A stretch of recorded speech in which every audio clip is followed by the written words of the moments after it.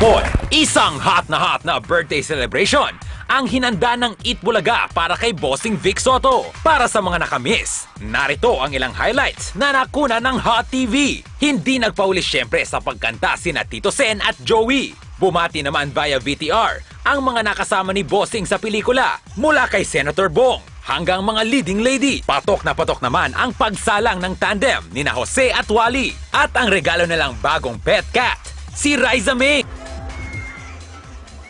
Bossing, nakalina tong pusa ko.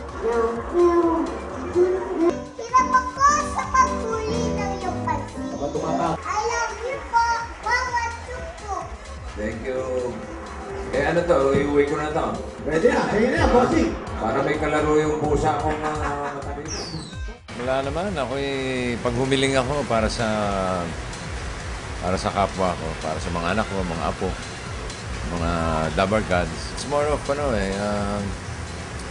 bigay ng entertainment, bigay ng makatulong ka sa kapwa mo. It's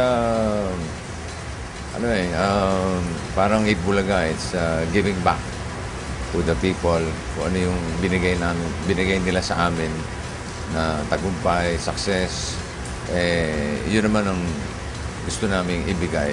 We want to give back to the people. Tonight, having dinner with all my children, and siguro nood muna kami ng basketball. Tapos after that, ganun lang. Usually, simple lang naman ang mga celebration ko. Hindi naman ako yung tipong mabongga. May ibinigay na kayang special gift si Pauline.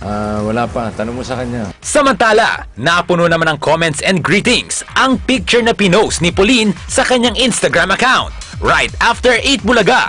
Wala naman. Hindi ako palahingi eh. Sa akin, importante. Tahimik, peace of mind, masaya ang iyong kalooban, masaya ang mga nasa paligid mo.